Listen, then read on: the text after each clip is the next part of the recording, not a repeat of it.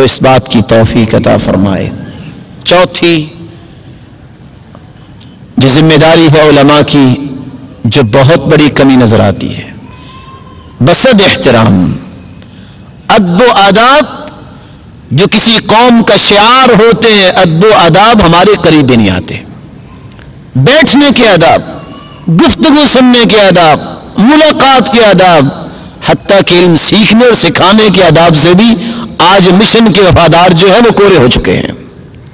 اور عبداللہ بن مبارک رحمت اللہ علیہ نے کتنی پیاری بات کہی تھی، الایمان الآداب کلہ، ایمان تو سارے کا سارا ہے ہی ادب و آداب کا۔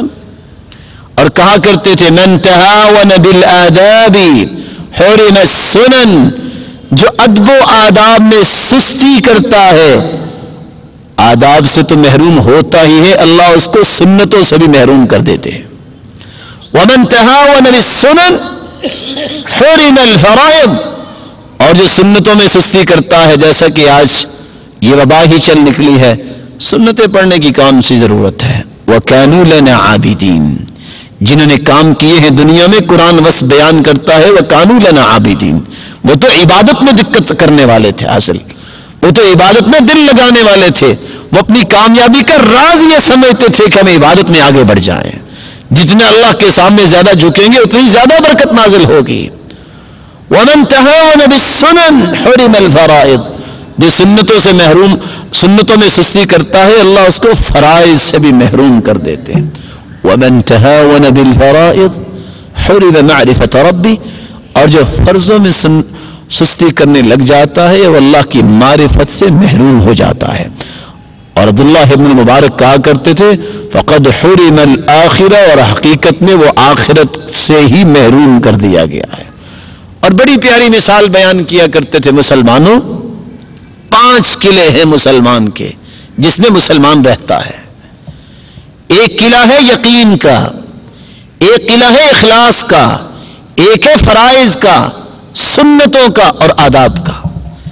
سب سے پہلے شیطان جو سب سے بڑا چور ہے وہ کچی اینٹوں کے بنے ہوئے قلعے کی طرف آتا ہے، وہ آداب کا قلعہ ہے، اور سب سے پہلے ان دیواروں کو گراتا ہے۔ آپ صلی اللہ علیہ وآلہ وسلم نے تو جب ایک دیکھا کہ امام نماز پڑھا رہا ہے، نماز پڑھانے کے بعد فتفل فی تجاہ القبلہ، اس نے قبلہ کی رخ ہو کے تھوک دیا، پوچھا یہ کون ہے؟ لا یصلی لکم، اس کو اتنی ادب و آداب نہیں، آج کے بعد اس کو نماز پڑھانے کے لیے کھڑا نہ کرنا۔ ادب کی اتنی قدر ہے، اس کو پتہ نہیں ہے کہ قبلہ کی طرف تھوکنا چاہیے کہ نہیں چاہیے۔ بات یہ کر رہے تھے سب سے پہلے وہ کچی اینٹوں کے بنے ہوئے قلعے کو گراتا ہے، جب اس قلعے کو فتح کر لیتا ہے تو پھر سنتوں کی طرف آتا ہے، اس کو چوری کرتا ہے جو پکی اینٹوں کا بنا قلعہ ہے۔ سنتوں کے قلعے میں جب داخل ہو جاتا ہے پھر وہ پتھر کے بنے ہوئے قلعے کی طرف آتا ہے، فرائض کی طرف۔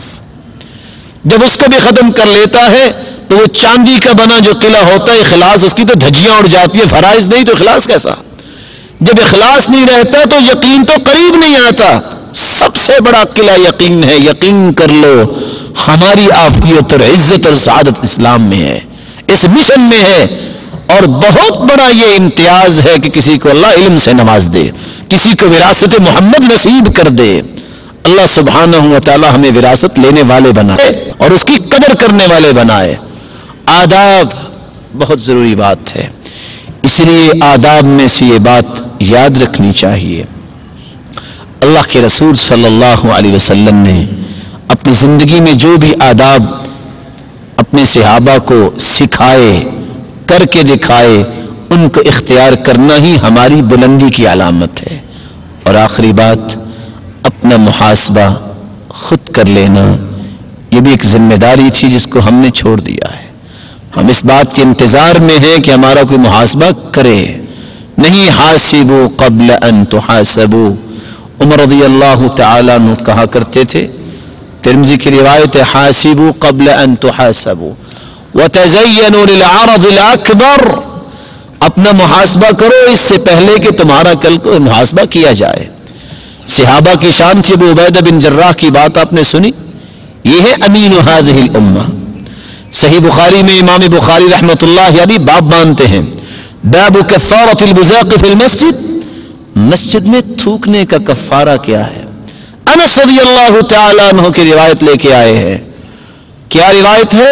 अल-बुज़ाक़ु फ़िल मस्जिद ख़तीया व कफ़ारतुहा दफ़नुहा। मस्जिद में थूकना ये एक गलती है और इसका कफ़ारा ये है कि इसको दफन कर दिया जाए। अल्लाह के रसूल सल्लल्लाहु अलैहि वसल्लम की ये बात सहाबी ने सुनी, बतक़ाज़ा बशरियत याद नहीं रहा, मस्जिद में थूक दिया। उस वक़्त तो ये कारपेट और इस तरह की कोई चीज़ नहीं थी। उसको दफनाना भूल गए, घर चले गए। घर जाके मुहासबा हो रहा है कि मुझसे आज कोई गलती तो नहीं हुई, हमें तो पता ही नहीं चलता क्या हो गया है। चूंकि बेदारी नहीं है, क्योंकि ईमान में बेदारी नहीं है और दिल भी सोया हुआ है। सोचते हैं उफ, मैंने तो हदीस सुनी थी कि अल-बुज़ाक़ु फ़िल मस्जिद ख़तीअह व कफ़ारतुहा दफ़नुहा, इसको तो दफन करना है, इसका कफ़ारा था। फ़अख़ज़ शुअलतन मिन नार, घर से आग की चंगारी ली और मस्जिद में आते हैं ये सहाबी रसूल। मिशन की वफा इसको कहते हैं। मुहासबा कैसा किया? आए हैं क्या लेने के लिए? फ़त्तलबहा हत्ता दफनहा, ढूंढ रहे हैं कि मैंने कहां थूका था, उसको दफनाया और अपने हाथों को उठा के कहते हैं अल्हम्दुलिल्लाह अल्लज़ी लम यक्तुब अलैया ख़तीअतन अल-लैला। अल्लाह तेरी ही तारीफ है जिसने मुझे तौफीक दी, मेरे नामे अमाल में ये गलती लिखी जानी थी, तेरी तौफीक से मैंने वो भी दूर कर दी है। मुहासबा करो, सोचो रोजाना कि हम तो इस्लाम के तर्जुमान हैं, हम किसी जमात के तर्जुमान नहीं हैं, हम किसी शख्सियत के तर्जुमान नहीं है उलमा, हम किसी मसलक के तर्जुमान नहीं है, हम उस मसलक के तर्जुमान है जिसका नाम है इस्लाम।